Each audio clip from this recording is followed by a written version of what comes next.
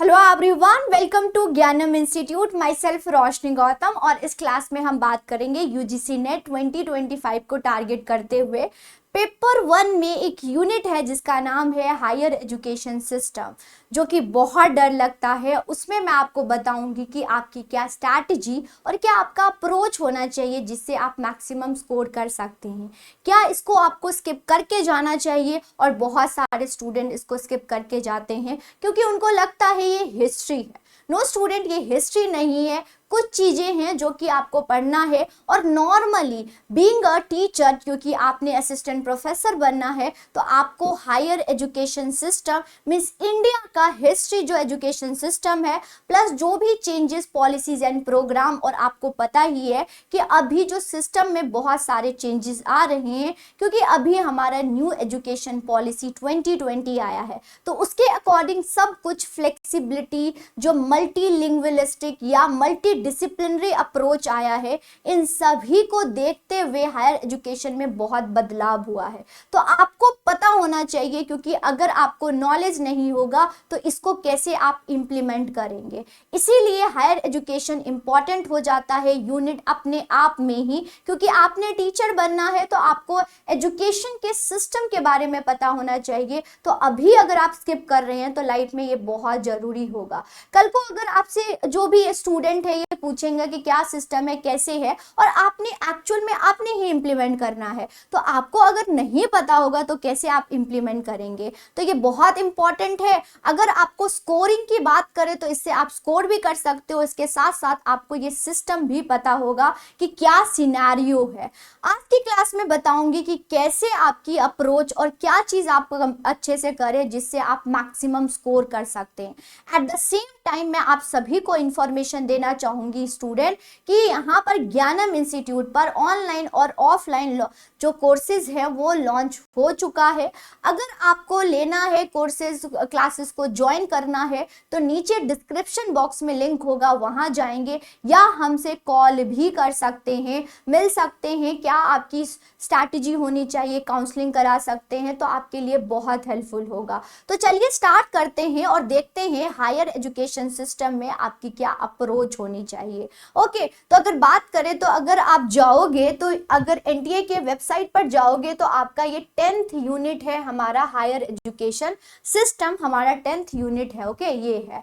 Syllabus की बात करें तो ये बिल्कुल ही स्क्रीनशॉट है एनटीए का। ये सब मेंशन है कि हायर एजुकेशन सिस्टम क्या है, इवैल्यूएशन क्या हुआ है। ओके, एशियन टाइम पे कौन कौन सी फेमस हायर एजुकेशन है, जो कि अभी डिटेल में मैं आपको बताऊंगी। What do mean bye oriental क्या होता है, कन्वेंशनल क्या होता है, नॉन कन्वेंशनल क्या होता है, प्रोफेशनल मतलब, ये सारी कंसेप्चुअल आपको थ्योरेटिकल अंडरस्टैंडिंग होनी चाहिए। वैल्यू एजुकेशन क्या होता है, और आजकल मैं आपको बताऊं तो एनवायरमेंटल एजुकेशन क्या है, इंक्लूसिव एजुकेशन क्या है, स्पेशल एजुकेशन क्या है, ये सब लिखा हुआ नहीं है बट हमें नॉर्मली पता होना चाहिए। पॉलिसी, गवर्नेंस और एडमिनिस्ट्रेशन। अब इसमें पॉलिटी में नहीं जाना है क्योंकि पहले पॉलिटी इसका पार्ट था। अब पॉलिटी से मींस पॉलिटिकल साइंस से कोई भी क्वेश्चंस नहीं आते हैं। पेपर 1 की बात करूं, यस, यहाँ पर जो भी गवर्नमेंट की पॉलिसीज है रिलेटेड टू एजुकेशन वो आपसे पूछा जा सकता है, तो वो आप कर सकते हैं, राइट। ये है।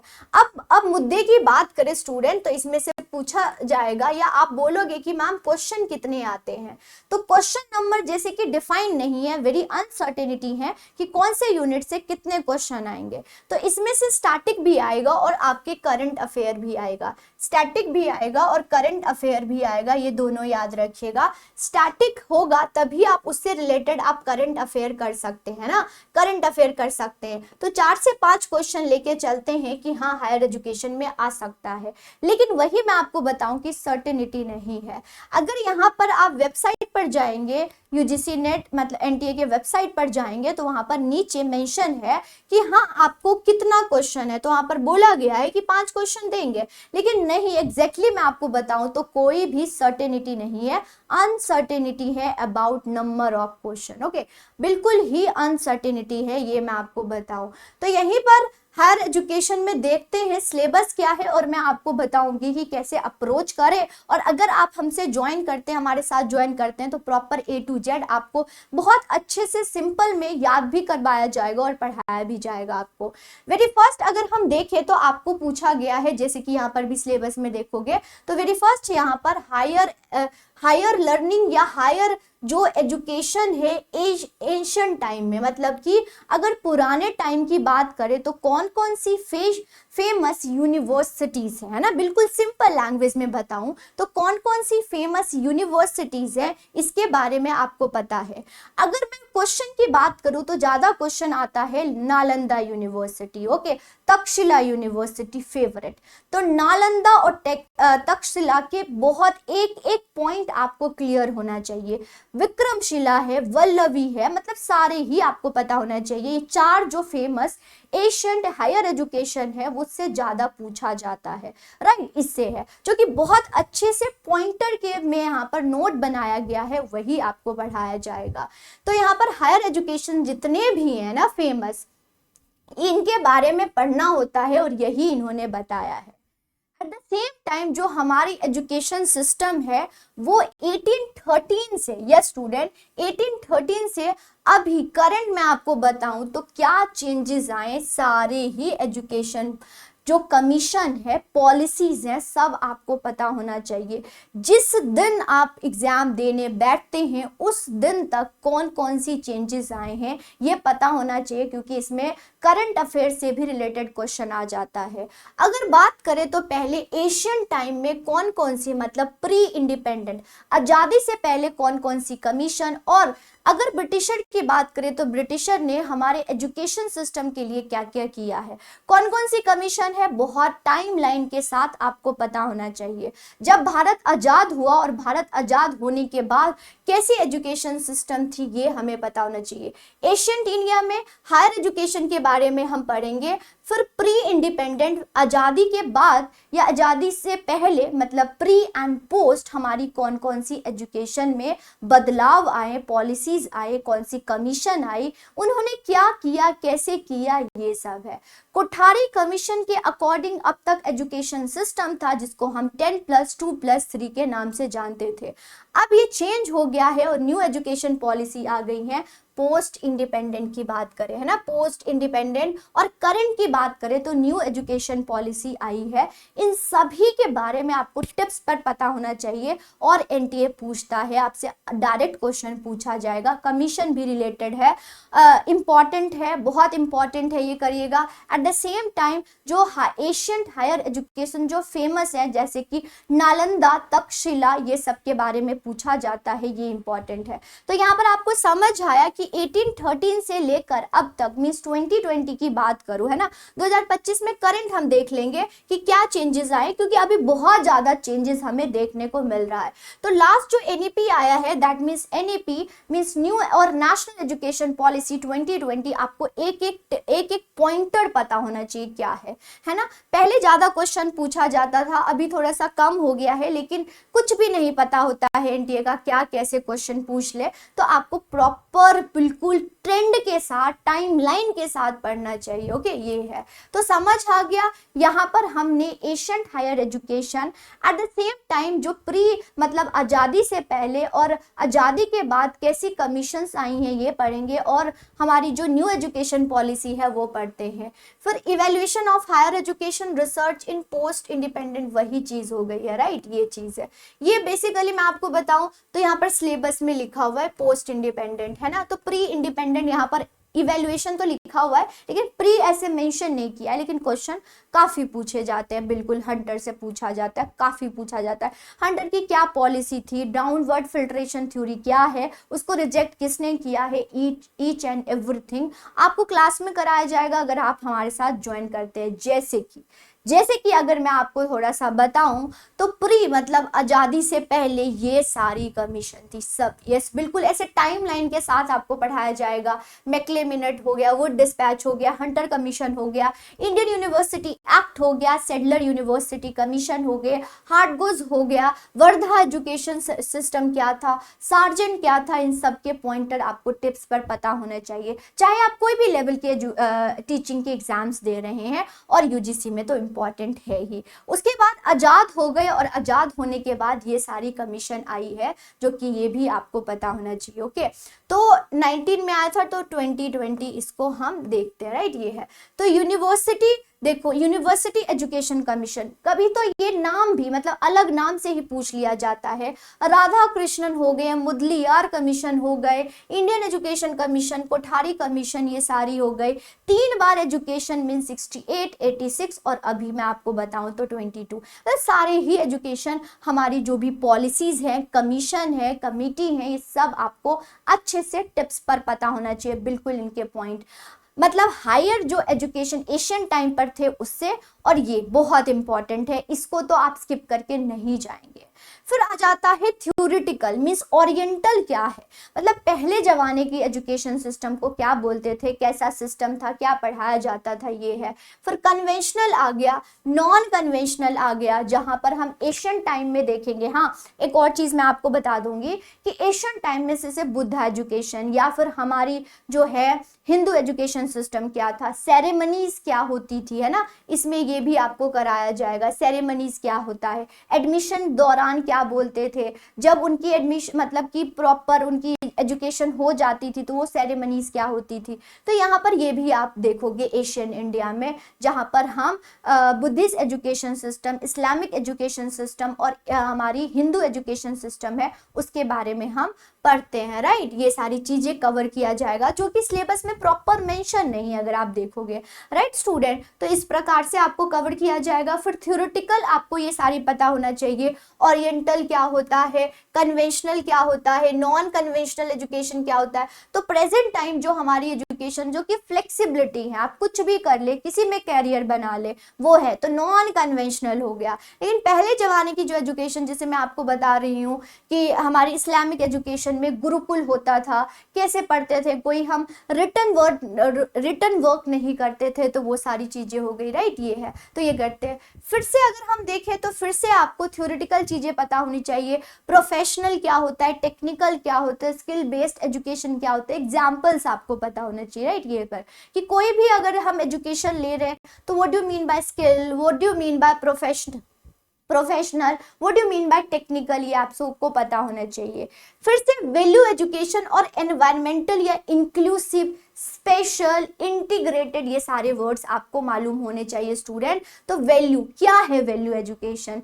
अब मैं आपको बताऊं तो एजुकेशन क्यों कराया जाता है, एजुकेशन इसीलिए कराया जाता है ताकि आप एक समाज या एक हम सोसाइटी को अच्छा, एक अच्छा नागरिक, उसको बहुत अच्छे से करेक्टर करके दे रहे हैं, बहुत अच्छा नागरिक दे रहे हैं। तो इसीलिए स्कूल है, इसीलिए ये एजुकेशन सिस्टम है, इसीलिए हो रहा है। तो वैल्यू एजुकेशन क्या है, हम थ्योरेटिकल या हम अपने कॉग्निटिव डेवलपमेंट नॉलेज तो ले लेते हैं, लेकिन हाँ हमें कब क्या डिसीजन लेना चाहिए, दूसरों को देखते हुए डिसीजन लेना चाहिए, तो ये सारी वैल्यू एजुकेशन में आपको पढ़ना जाएगा, जो कि फिर से थ्योरेटिकल है। और एनवायरमेंटल, अगर मैं देखूं अभी एनसीएफ 2000, एनसीएफ मतलब जो है नेशनल करिकुलम फ्रेमवर्क 2023 आया है स्टूडेंट, तो उस दौरान वहां पर भी मेंशन किया गया एनवायरमेंटल।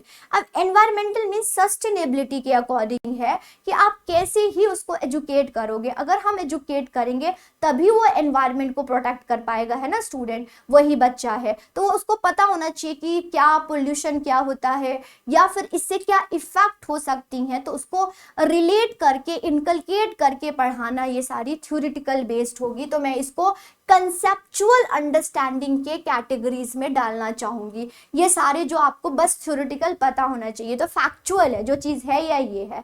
इसको आपके एप्लीकेशन बेस्ड क्वेश्चन आ सकता है। ओरिएंटल क्या होता है, ओरिएंटल में कैसी सिस्टम थी, कन्वेंशनल में कैसा सिस्टम था, डिफरेंस के अकॉर्डिंग पढ़ाया जाएगा। नॉन कन्वेंशनल में क्या है, कौन कौन से एग्जाम्पल है नॉन कन्वेंशनल के। फिर प्रोफेशनल क्या होता है, टेक्निकल या स्किल एजुकेशन सिस्टम को क्या बोलते हैं। जैसे कि अगर आप एनईपी में देखोगे तो वोकेशनल एजुकेशन पर बहुत एम्फोसाइज किया गया है। अब ये थ्योरेटिकल या रोट मेमोराइजेशन एजुकेशन सिस्टम नहीं रहा है, बहुत ज़्यादा स्किल ओरिएंटेड कर दिया गया है। ओके, ये चीज़ है, तो ये सब आपने करना है। यहीं पर अगर मैं आपको बताऊं तो यहाँ पर कहीं पर नहीं लिखा है कि आपको इंस्टीट्यूशन के बारे में पढ़ना है, जैसे कि यूजीसी हो गया, इनके बारे में पढ़ना है। यूजीसी हो गया, एनसीईआरटी हो गया, एनसीईआरटी हो गया, सीबीएसई हो गया है, सीबीएसई हो गया है, all India council of technical education हो गया, नैक हो गया, एनबीए हो गया। मतलब जितने भी इंस्टीट्यूशन है इन सभी के बारे में आपको पता होना चाहिए, जो कि यहाँ पर कहीं नहीं लिखा हुआ है, लेकिन क्वेश्चंस आते हैं, है ना, क्वेश्चंस आते हैं और आपको कराया भी जाएगा। तो ये सारे इंस्टीट्यूशन के बारे में हम पढ़ेंगे स्टूडेंट, और बहुत अच्छे से आपको पढ़ाया जाएगा, ये है। और यहाँ पर भी बहुत सारी इनिशिएटिव आपके लिए लाया जाएगा, तो सब्सक्राइब कर दीजिएगा ताकि आपके सारे जो इंफॉर्मेशन है आप तक पहुँच जाए। यहीं पर जितनी भी यूनिवर्सिटीज़ है, स्टेट है, सेंटर है, प्राइवेट है, okay, deemed to universities, what do mean by deemed to universities, इन सभी के बारे में हमें जानना, हमें पता होना चाहिए। ओपन क्या है, डिस्टेंस क्या होता है, तो देखिए सेंट्रल यूनिवर्सिटी कितनी है, स्टेट क्या होती है, कैसे होता है, फंड कौन देता है, ये पता होना चाहिए। डीम टू यूनिवर्सिटीज क्या होती हैं, प्राइवेट कितनी है, ओपन कितनी है, या न्यू कोई आया है तो वो सेंट्रल में है, स्टेट में है, प्राइवेट में है, पब्लिक में है, कौन सी है, राइट, ये है। तो type of universities and colleges भी आपको मालूम होना चाहिए। कोई भी न्यू में या फिर करंट ओरिएंटेड आ जाता है कि इसका रैंक क्या है, तो करंट अफेयर भी आपको करना है, या स्टूडेंट करंट अफेयर। तो अब तक मैंने आपको स्टैटिक बताया कि स्टैटिक में आपने ये सारे कवर करना है। अब इसमें करंट अफेयर से रिलेटेड क्या आ जाएगा, तो करंट अफेयर यही है कि सरकार जो है, भारत सरकार कौन सी एजुकेशन के लिए पॉलिसीज एंड प्रोग्राम्स लेके आ रही है, राइट, ये आप देखोगे। एट द सेम टाइम मैं आपको बताऊं तो very very important, okay, very very important किसका है, NIRF का ranking, national institutional ranking framework, जो कि हमेशा आता है और इसका वेबसाइट भी मैंने डाल दिया है। तो जैसे ही उसकी रैंकिंग आती है, मतलब कि कौन सी अच्छी है एजुकेशन के फील्ड में, मतलब कि मैं आपको बताऊं कैटेगरीज वाइज आती हैं। कैटेगरीज मतलब मेडिकल, इंजीनियरिंग किस में है, ओके, मैनेजमेंट में कौन सा टॉप है, ओवरऑल कौन सा टॉप है, तो रैंकिंग आप करके जाएंगे। सर्वे हो गया, आपको हायर एजुकेशन के सर्वे करके जाना चाहिए, या स्कूल एजुकेशन के सर्वे आपको करके जाना चाहिए, उससे भी क्वेश्चन पूछा जाता है। बजट में हायर एजुकेशन से रिलेटेड क्या किया गया है, सर्वे में क्या है, कितना सरकार अपने जीडीपी का कंट्रीब्यूट करती है हायर एजुकेशन में, ये सब आपको मालूम होना चाहिए, क्वेश्चन आ जाता है। कितनी स्टेट यूनिवर्सिटीज हैं, कितनी सेंटर यूनिवर्सिटीज हैं, ये हमें पता होना चाहिए। ओके, कोई न्यू कैसे एमर्ज हुआ है, क्या सेंटर से स्टेट बन गया है, ओके, ये सारी हैं। कौन सी यूजीसी के अकॉर्डिंग कौन सा नहीं है, तो यूजीसी के वेबसाइट पर आप जाके देख सकते हो। तो देखो यहाँ पर प्रॉपर है, यहाँ पर आ जाता है, आप आराम से उसको देख सकते हो, राइट, ये चीज़ है। तो आपको समझ आया कि ओवरऑल आपने क्या हायर एजुकेशन में पढ़ना है। तो मैं आपको थोड़ा सा कंक्लूड करूँ स्टूडेंट, तो क्या क्या आपको बेसिकली पढ़ना है। तो स्टार्ट हो जाते हैं एशियन टाइम्स।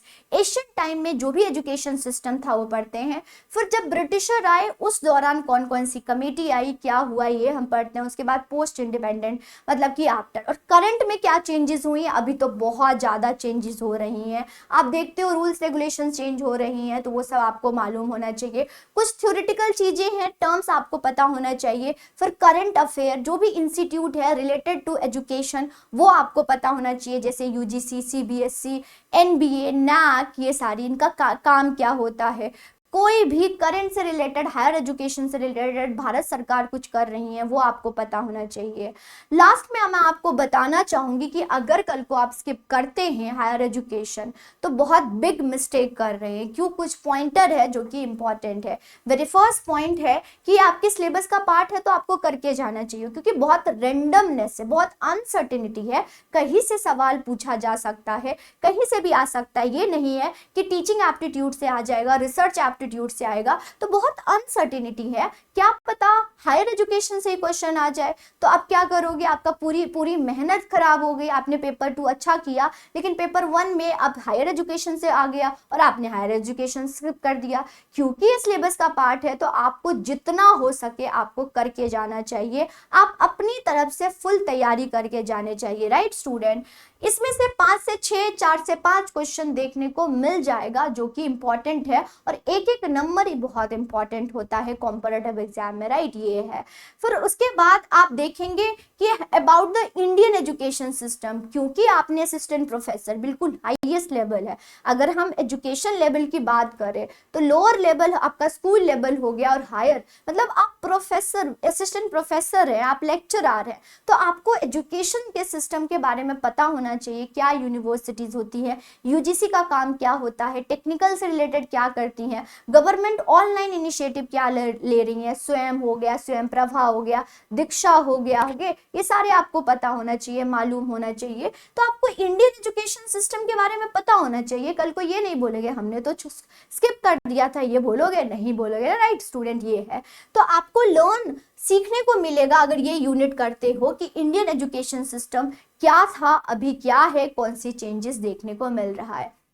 जो भी पॉलिसीज है, पॉलिसीज लाइक एनईपी पॉलिसी या इंस्टीट्यूशन जो हो गई, या एनआईआरएफ की रैंकिंग हो गई कि कौन सा टॉप है। अगर मान लो कि कल से स्टूडेंट पूछते हैं कि मैम पीएचडी करना है, कौन सा टॉप है, कौन सा फर्स्ट लेवल पर है, ओके, बीएचयू है, डीयू है, कौन सा है, वो किसके रैंकिंग पर आता है, एनआईआरएफ रैंकिंग के। यूजीसी क्या है, all India council of technical, ये सारे इंस्टीट्यूट के बारे में देखते हो।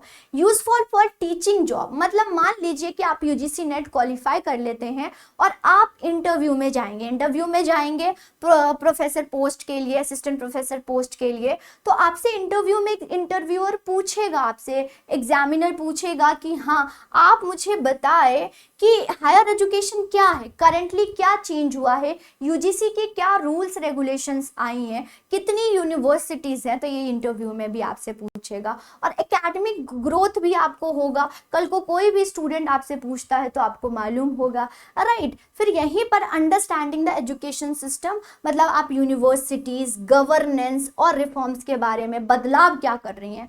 अभी तो एजुकेशन सिस्टम में बहुत बदलाव हो रहे हैं, चाहे यूजीसी की देख लो या फिर हम देखें तो हमारी यूजीसी की चेयरपर्सन जो है बहुत इंटरव्यू ले रहे हैं, रूल्स चेंज हो रहा है, प्रिंसिपल्स चेंज हो रहा है, तो सब आपको अवेयर होना चाहिए। और जब ये यूनिट आप करोगे तो आपको होलिस्टिक डेवलपमेंट आप में देखने को मिलेगा, है ना स्टूडेंट। और स्कोरिंग टॉपिक, मतलब कि आप स्कोरिंग कर सकते हैं। मान लो कि आपको करना ही, आप बोलोगे कि मैम बहुत इंपॉर्टेंट है बता दो, अगर हम स्किप करके ही जा रहे हैं तो कुछ चीजें हैं जो हम करके जा सकते हैं, तो मैं यही बोलूंगी आप एशियन एजुकेशन सिस्टम क्या था, जैसे कि मैंने आपको बताया हिंदू में क्या था, मुस्लिम इस्लामिक एजुकेशन सिस्टम क्या था, या फिर बुद्धिस्ट एजुकेशन सिस्टम में सेरेमनीज क्या होती हैं, ये पढ़ के जाइएगा, यही बोलूंगी। Pre independent, post independent committee और एनईपी करके जाओ, ओके। जो भी चेंजेस हो रही है पता होना चाहिए, ओके, कितना कंट्रीब्यूशन है, सर्वे या एनआईआरएफ की रैंकिंग जो है, ये सब आप करके जा सकते हैं।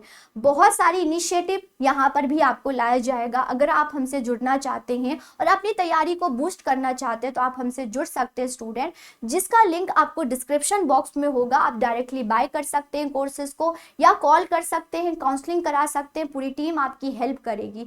आज के लिए इतना ही, लेकिन हमारी पूरी टीम जो यूजीसी की टीम है आपके लिए हर एक यूनिट को कैसे करना है, आपकी कैसी अप्रोच होनी चाहिए, आपकी कैसी स्ट्रैटेजी होना चाहिए, आपका कैसा पैटर्न होना चाहिए तैयारी करने का, क्वेश्चन पैटर्न कैसा पूछा जाता है, ये सब आप सभी के लिए लाया जाएगा।